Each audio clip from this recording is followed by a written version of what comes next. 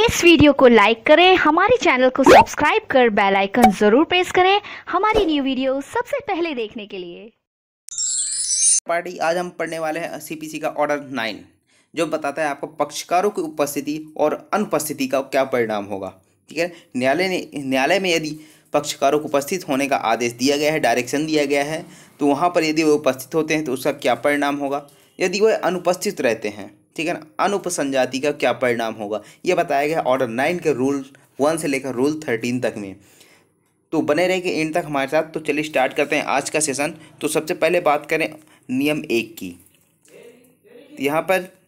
क्या बात करता है, पक्षकार उस दिन उपसंजात होंगे जो प्रतिवादी के उपसंजात होने और उत्तर देने के लिए सवन में नियत किया गया हो। ठीक है, तो यहाँ पर क्या है कि यदि वादी के द्वारा कोई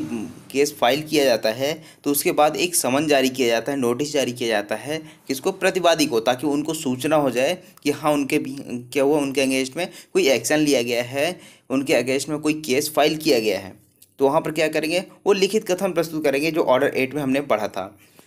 अब यहाँ पे क्या है कि जो दिन प्रतिवादी के उपसंजात होने और उत्तर देने के लिए समन में नियत है, उस दिन पक्षकार स्वयं या अपने अपने प्लीडरों द्वारा न्याय सदन में हाजिर होंगे। अब यहाँ पे क्या है, जो समन जारी किया गया है उसमें एक डेट निश्चित की जाती है, वो उस डेट पे प्रतिवादी और वादी दोनों को न्याय सदन में, न्यायालय में उपस्थित होना है। तो वहाँ पर क्या करेंगे, पक्षकार स्वयं उपस्थित हो सकते हैं या फिर जो उनके प्लीडर हैं, उनके अधिवक्ता हैं, उनके द्वारा न्याय सदन में हाजिर रहेंगे। और तब के सिवाय यहाँ पे एक एक्सेप्शन दे दिया गया है, जब तक कि सुनवाई न्यायालय द्वारा नियत किसी भविष्यवर्ती दिन के लिए स्थगित कर दी जाए, वाद उस दिन सुना जाएगा। ठीक है, यहाँ पे यदि मान लीजिए जो न्यायालय है वो कोई अन्य तारीख नियत कर देता है, ठीक है, तो वहाँ पर तो नहीं आएंगे, ठीक है ना। जो पक्षकार है यहाँ पे क्या है, भविष्यवर्ती दिन के लिए क्या कर देता है, स्थगित कर देता है। मान लीजिए 2 दिन के लिए स्थगित कर देता है, तो वहाँ पर 2 दिन बाद जो भी डेट होगी उस दिन क्या करेगा, उस बात को न्यायालय सुनेगा। तो वहाँ पर जो पक्षकार हैं उनको उपस्थित होना पड़ेगा। ये बताता है आपका रूल फर्स्ट। तो यहाँ पे हम बात करें जो सेकंड है रूल 2 की। यहाँ पे क्या बताया गया है कि जहाँ समनों की तामील खर्चे देने में वादी के असफल रहने के परिणाम स्वरूप नहीं हुई है, वहाँ वाद का खारिज किया जाना। ठीक है, यहाँ पे क्या है कि यदि वादी द्वारा समन की तामील के लिए खर्चा नहीं दिया जाता है, जिसके कारण प्रतिवादी पर समन की तामील नहीं हो पाई है और उपस्थित नहीं हुआ, ठीक है, इसलिए वहाँ न्यायालय आदेश कर सकेगा कि वाद खारिज कर दिया जाए। अब यहाँ पे क्या है कि जो न्यायालय है वो फ्री में कुछ काम करता नहीं है, ठीक है ना। जब तक आप उसको पैसे नहीं देंगे तब तक वो काम नहीं करेगा। यहाँ पे क्या है कि यदि वादी ने केस तो फाइल कर दिया और उसने क्या किया, जो समन की तामील करनी है प्रतिवादी पे, उसका खर्चा नहीं दिया न्यायालय को, तो वहाँ पर क्या होगा, उस पर समन की तामील होगी ही नहीं। और यदि समन की तामील नहीं हुई है तो प्रतिवादी को पता ही नहीं चलेगा कि उसके खिलाफ क्या हुआ, केस फाइल हुआ। तो वहाँ पर यदि वह प्रतिवादी उपस्थित नहीं होता है इस कारण से कि समन की तामील उस पर नहीं हो पाई है, और किस कारण से, खर्चों के कारण, क्योंकि वादी ने जो है वो खर्चे दिए ही नहीं, तो वहाँ पर क्या करेगा न्यायालय, ऐसे आदेश कर सकता है कि जो वाद प्रस्तुत किया गया था वह खारिज कर दिया जाए, डिसमिस कर दिया जाए। तो यहाँ पर नियम 2 में इन शॉर्ट हम बात करें तो यहाँ पे क्या बताया गया है कि यदि वादी समन की तामील करने के लिए खर्चे नहीं देता है तब वहाँ पर वाद को खारिज किया जा सकता है। ठीक है, तो ये रहा आपका नियम 2। उसके बाद ऑर्डर 9 का रूल 3 क्या बात करता है कि जहाँ दोनों में से कोई भी पक्षकार उपसंजात नहीं होता है तो वहाँ पर वाद का खारिज किया जाना। दैट मीन्स कि यदि मान लीजिए जो दिन नियत किया गया है पक्षकारों को उपस्थित होने के लिए, तो वहाँ पर यदि दोनों पक्षकार उपस्थित नहीं होते हैं तो वहाँ पर जो वाद है वो खारिज किया जा सकता है। यह बताया गया है नियम 3 में। तो वाद का खारिज कर दिया जाएगा, ठीक है ना। जो प्रथम सुनवाई है वाद की, तभी वहाँ उसी समय पे ये क्या कर दिया जाएगा, खारिज कर दिया जाएगा वाद के प्रथम सुनवाई में। ये हो गया। उसके बाद आता है आपका नियम 4। यहाँ पे क्या बताया गया है कि वादी नया वाद ला सकेगा या न्यायालय वाद को फाइल कर प्रत्यावर्तित कर सकेगा। ठीक है, यहाँ पर यदि मान लीजिए जो वाद था ऊपर खारिज किया जा चुका है नियम 2 और नियम 3 के अधीन, तो वहाँ पर जो वादी है वो क्या कर सकता है, उसी वो जो कॉज ऑफ एक्शन था, ठीक है ना, जो वाद हेतुक था, उसी पर वो क्या कर सकता है, नया वाद ला सकता है या फिर उस खारिजी को पास करने के लिए आवेदन कर सकेगा। और यदि वह न्यायालय का समाधान कर देता है कि उसकी अनुपसंजाति के लिए पर्याप्त हेतुक था, ठीक है, यहाँ पे क्या है कि वादी चाहे तो नया वाद संस्थित कर सकता है न्यायालय में, या फिर यदि उसको जो खारिज किया गया था वाद उसको अपास्त करने के लिए आवेदन करना है तो वो भी कर सकता है, ठीक है ना। तो ये वादी के पास ऑप्शन रहते हैं दो, या तो नया वाद या तो खारिजी को अपास्त करने के लिए आवेदन। लेकिन यहाँ पर यदि खारिजी को अपास्त करने के लिए आवेदन करेगा तो वहाँ पर उसको न्यायालय का समाधान करना होगा कि यदि जो वह उपस्थित नहीं हुआ था पिछली डेट में, वह उसके लिए उसके पास क्या है, पर्याप्त कारण था और उपस्थित ना रहने के लिए, ठीक है। तो न्यायालय का यदि यह समाधान हो जाता है तो वह खारिजी को अपास्त कर सकता है, उसको अपास्त करने का आदेश दे सकता है और बाद में आगे कार्रवाई के लिए दिन नियत कर सकता है, ठीक है। तो यहाँ पर यदि वादी का वाद खारिज कर दिया गया है तो वहाँ पर उसके पास दो ऑप्शन हैं। कौन कौन से? पहला ऑप्शन है आपका कि वो नया वाद उपस्थित कर सकता है न्यायालय के समक्ष, या दूसरा ऑप्शन क्या है यहाँ पर कि वह क्या कर सकता है, उस खारिजी को अपास्त करने के लिए, अर्थात जो वाद खारिज किया गया था, डिसमिस किया गया था नियम 2 और 3 के अधीन, तो वहाँ पर क्या कर सकता है, उसको खारिजी को अपास्त करने के लिए आवेदन कर सकता है न्यायालय में। बट यहाँ पर क्या है, कंडीशन यह है कि उसको न्यायालय को समाधान करना होगा, ठीक है ना। न्यायालय को इतना उचित पर्याप्त हेतुक देना होगा कि वहाँ पर क्या हुआ, पिछली डेट पे वह उपस्थित नहीं हुआ था, उसके लिए उसके पास क्या है, पर्याप्त कारण था। तो वहाँ पर न्यायालय क्या कर सकता है, उसको अपास्त कर सकता है, ऐसा आदेश कर सकता है कि जो उसने खारिज किया था उसको अपास्त कर दिया जाए उस आदेश को। उसके बाद नियम 5 क्या बात करता है कि जहाँ वादी समन तामील के बिना लौटने के पश्चात 7 दिन तक नए समन के लिए आवेदन करने में असफल रहता है, वहाँ पर बात का खारिज कर दिया जाना। ये काफ़ी इंपॉर्टेंट टर्म है, ठीक है ना। मान लीजिए यहाँ पे क्या हुआ कि मान लीजिए ए नाम का व्यक्ति था, उसने समन जारी करवाने के लिए खर्चे वगैरह दे दिए, सब कुछ दे दिया, ठीक है। किसको समन की तामील करवानी थी? बी को समन की तामील करवानी थी, सूचना देनी थी कि इसके अगेंस्ट में कोई कार्रवाई संस्थित हुई है, ठीक है ना, कोई केस फाइल हुआ है न्यायालय में। तो यहाँ पर क्या हुआ, ए ने सारे खर्चे दे दिया, समन की तामील भी होगी, लेकिन जब जो तामील करवाने वाला अधिकारी था, ठीक है ना, वो इसके पास जाता है, ठीक है ना, लेकिन ये व्यक्ति नहीं मिल पाता है, वहाँ पर समन की तामील बी नाम के व्यक्ति को नहीं हो पाती है, अर्थात जो प्रतिवादी था उसको उसकी तामील नहीं हो पाती है। तो यहाँ पर जिस दिन से तामील नहीं हो पाई है उसके 7 दिन के भीतर यदि मान लीजिए जो ए नाम का व्यक्ति है, अर्थात जो वादी है, नए समन के लिए यदि आवेदन नहीं करता है, कितने दिन के भीतर? 7 दिन के भीतर, तो वहाँ पर क्या होगा, उस बात को खारिज कर दिया जाएगा न्यायालय के द्वारा। तो यहाँ पर क्या करना होगा, यदि एक बार समन की तामील नहीं हो पाई है तो वादी को नए समन की तामील के लिए एक आवेदन देना होगा, उसके लिए अलग से जो भी खर्च चलेंगे वो वादी को देने होंगे, तभी दोबारा उसको समन जारी किया जाएगा। अदरवाइज यहाँ पे समन जारी नहीं किया जाएगा और उसका बाद खारिज कर दिया जाएगा यदि वह असफल रहता है। कौन? वादी। तो ये बताया गया है नियम 5 में। उसके बाद आता है आपका नियम 6। नियम 6 क्या बात करता है, जब केवल वादी उपसंजात होता है तब क्या प्रक्रिया अपनाई जाएगी, ठीक है। अब मान लीजिए समन जारी हो गया, ठीक है ना, उसको सूचना भी हो गई, ये सारी चीज़ें हो गई, लेकिन वहाँ पर जिस दिन उपस्थित होना था पक्षकारों को, ठीक है, तो वहाँ पर केवल वादी जो है, वादी ही उपसंजात होता है, ठीक है ना, वादी उपस्थित हो जाता है, बट वहाँ पर प्रतिवादी उपस्थित नहीं होता है सुनवाई के दिन। तो वहाँ पर क्या प्रोसीजर अपनाई जाएगी न्यायालय के द्वारा, ये बताया गया है आपका नियम 6 में। तो यहाँ पर जो पहला उपनियम है, यहाँ पे क्या बात किया गया है कि जहाँ वाद की सुनवाई के लिए पुकार होने पर, दैट मीन्स कि सुनवाई के लिए उसको उपस्थित होने के लिए जो नोटिस जारी किया गया था, समन जारी किया गया था, उसके बाद वादी उपसंजात होता है और प्रतिवादी उपसंजात नहीं होता है। तो वहाँ पर यहाँ पे 3 पॉइंट्स बताए गए हैं इसके अंदर, ठीक है ना। तो फर्स्ट क्या है कि जब समन की तामील सम्यक रूप से की गई है, अर्थात जब समन की जो तामील है वो प्रतिवादी पर की जा चुकी है और यहाँ पे प्रतिवादी का फॉल्ट है कि वहाँ पर उपस्थित नहीं हुआ। तो यदि साबित हो जाता है कि समन की तामील की गई थी तो न्यायालय आदेश कर सकेगा कि वाद की एक पक्षीय सुनवाई की जाए,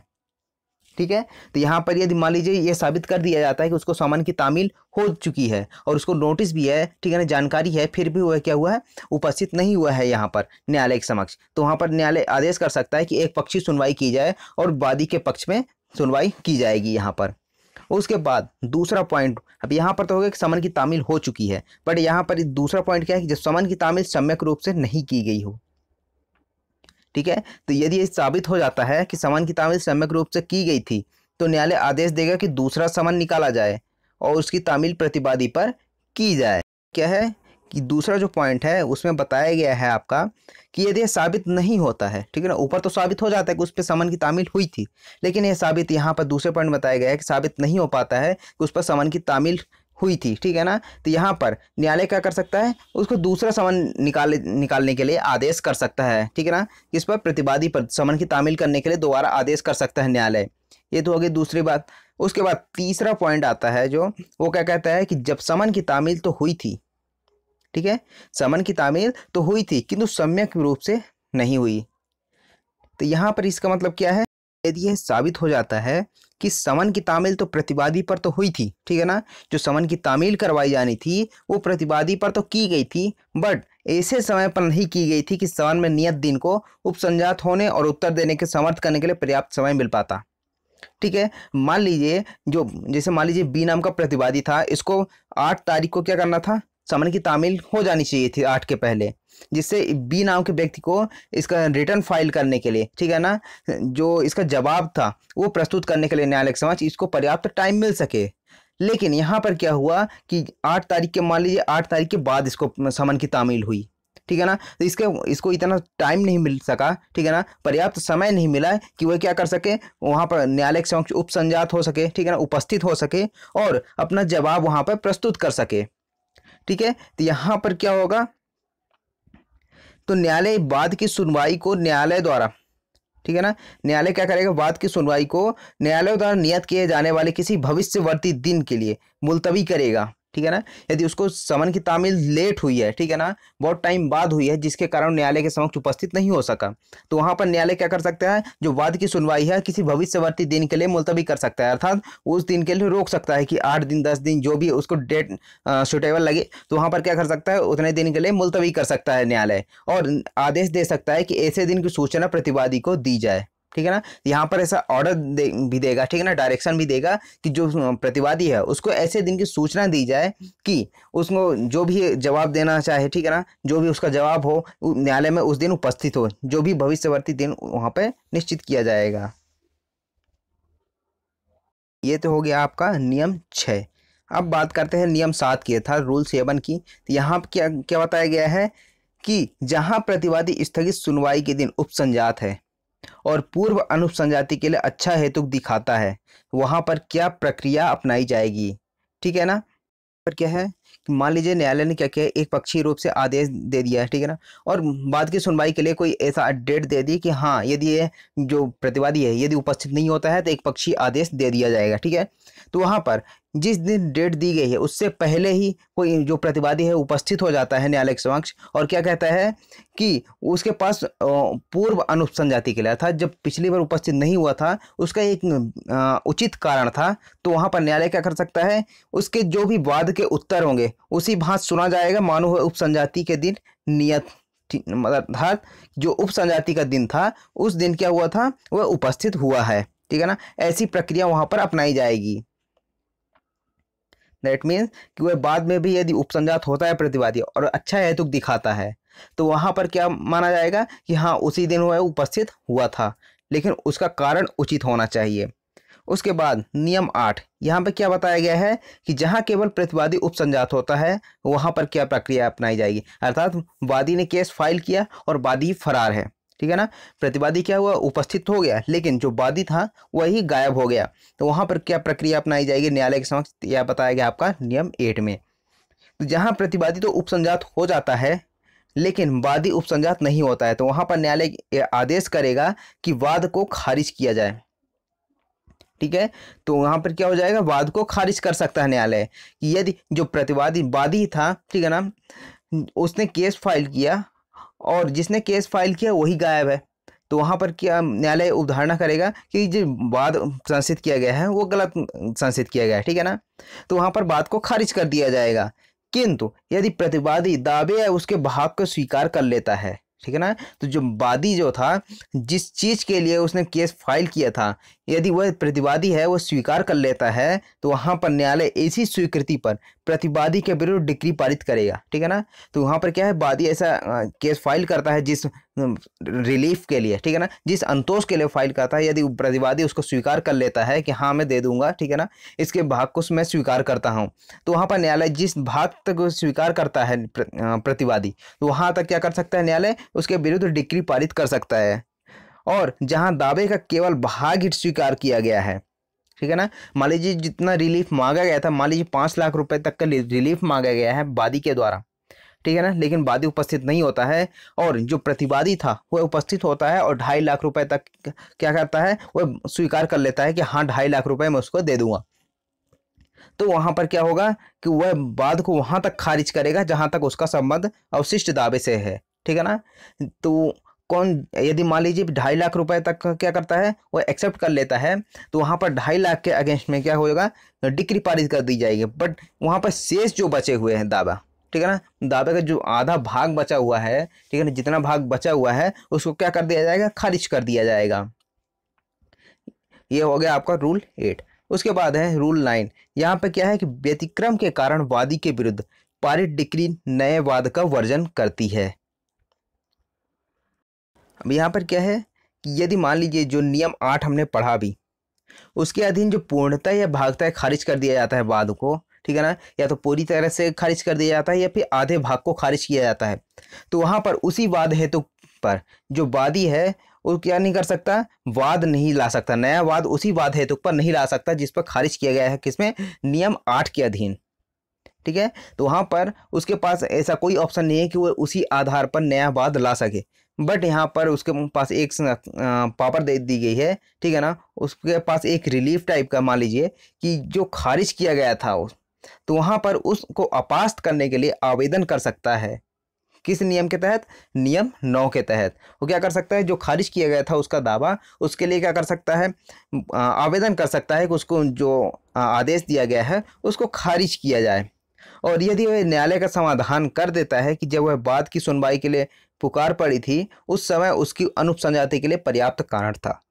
ठीक है। यहाँ पर अपास्त करने के लिए आवेदन तो कर सकता है, बट कंडीशन यह है कि उसको न्यायालय के समक्ष ऐसा विशेष कारण देना होगा, पर्याप्त कारण देना होगा कि वह क्यों उपस्थित नहीं हुआ था। यदि न्यायालय का यह समाधान हो जाता है कि जो कारण है वह उचित है,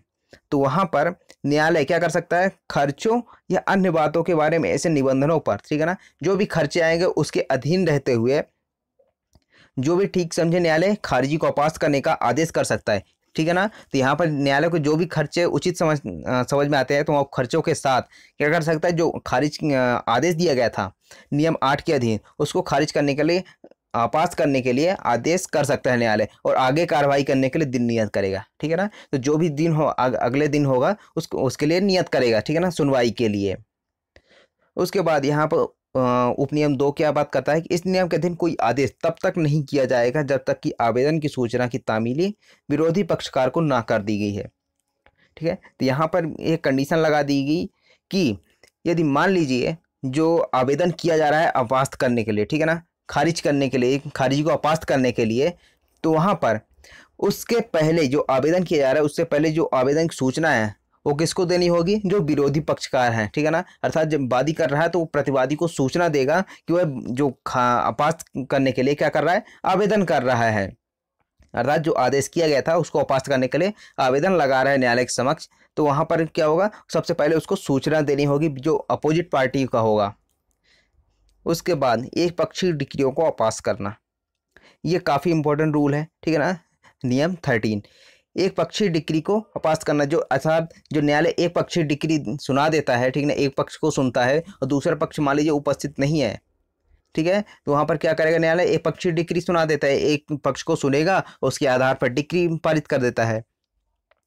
तो वहां पर इसको अपास्त करने के लिए ये नियम 13 में बताया गया है।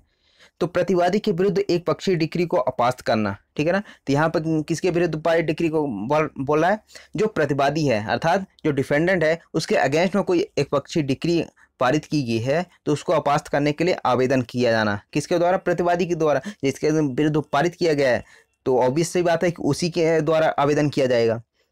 तो किसी ऐसे मामले में जिसमें डिक्री की किसी प्रतिवादी के विरुद्ध एक पक्षी पारित की गई, ठीक है ना, अर्थात प्रतिवादी को सुना ही नहीं गया और उसके अगेंस्ट में क्या कर दी गई, डिक्री पारित कर दी गई। तो वह प्रतिवादी उसे अपास्त करने के लिए,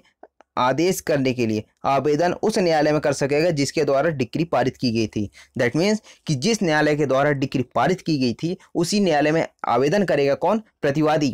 कि वहाँ पर जो भी आदेश पारित किया गया है उसको क्या किया जाए, खारिज किया जाए, ठीक है।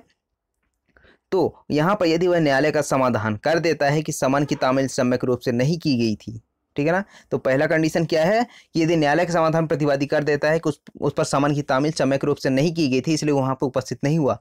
ठीक है। या फिर दूसरा कारण क्या है कि वाद की सुनवाई में अनुपस्थित रहने का पर्याप्त कारण था, ठीक है। अब मान लीजिए कोई दूसरा कारण रहा होगा प्रतिवादी के पास उपस्थित ना होने का, तो यदि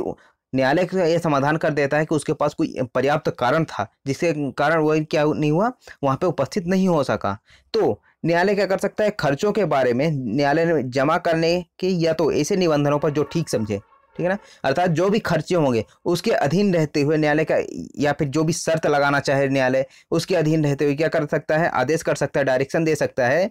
कि जहाँ तक डिक्री के विरुद्ध है वहाँ तक वह अपास कर दी जाए और कार्यवाही के लिए दिन नियत की जाए, ठीक है ना। तो यहाँ पर क्या है, प्रतिवादी के विरुद्ध जहाँ तक वह डिक्री उसके विरुद्ध है, उसके अगेंस्ट में है, वहाँ तक उसको क्या कर दी जाए, अपास कर दी जाए और उसके लिए एक कार्यवाही के लिए दिन नियत करेगा। ये बताता है आपका रूल 13, अर्थात प्रतिवादी के विरुद्ध एक पक्षी जो डिक्री पारित की गई है उसको अपास करना, उसके लिए कौन आवेदन करेगा, प्रतिवादी। और उसके लिए 2-3 कारण है, या तो यह साबित कर दे कि जो समन की तामील की गई थी उस पर सम्यक रूप से नहीं की गई है, या फिर दूसरा क्या है कि जो अनुपस्थित रहने का उसके पास पर्याप्त कारण था, तब न्यायालय क्या कर सकता है, उसको जो डिक्री पारित की गई है उसको अपास्त कर सकता है। उसके बाद यहाँ पे एक स्पष्टीकरण बताया गया है कि जहाँ इस नियम के अधीन एक पक्षीय पारित डिक्री के विरुद्ध अपील की गई है, किसके विरुद्ध, एक पक्षीय डिक्री के विरुद्ध अपील की गई है और अपील का निपटारा इस आधार से भिन्न किसी आधार पर कर दिया गया है कि अपीलार्थी ने वो अपील वापस ले ली है, वहाँ एक पक्षीय डिक्री को अपास करने के लिए इस नियम के अधीन कोई आवेदन नहीं किया जाएगा। इसमें सिंपल सी बात बताई गई है कि यह एक पक्षीय डिक्री को जो पारित की गई थी उसके अगेंस्ट में या तो अपील कर सकते हैं या फिर आवेदन कर सकते हैं उसको अपास्त करने के लिए। दोनों यहाँ पे आप नहीं कर सकते, आप अपील भी कर दें उसके बाद एक पक्षीय डिक्री को अपास्त करने के लिए आवेदन भी कर दें, यहाँ पे दोनों कंडीशन नहीं होनी चाहिए। यहाँ पर या तो आप अपील कर सकते हैं या फिर एक पक्षीय डिक्री पारित करने के लिए, डिक्री को अपास्त करने के लिए आवेदन कर सकते हैं। तो यहाँ पर 2 कंडीशन में से सिर्फ एक ही आप चूज कर सकते हैं, ठीक है। तो यदि मान लीजिए आपने अपील किया है तो वहाँ पर जब तक अपील का निपटारा नहीं हो जाता तो वहाँ पर आप एक पक्षीय डिक्री को अपास्त करने के लिए आवेदन नहीं कर सकते हैं। तो ये रहा आपका रूल 13 का स्पष्टीकरण जो काफ़ी इम्पोर्टेंट है। उसके तो यहाँ पर यदि ये था हमारा ऑर्डर 9। यदि आपको ये समझ में आया है तो लाइक करें, शेयर करें अपने दोस्तों के साथ, और यदि आप मेरे चैनल पर नए हैं तो सब्सक्राइब करके बेल आइकन प्रेस कर लें ताकि आने वाली वीडियोस की नोटिफिकेशन आपको मिलती रहे। Thank you so much for watching legalisation sir.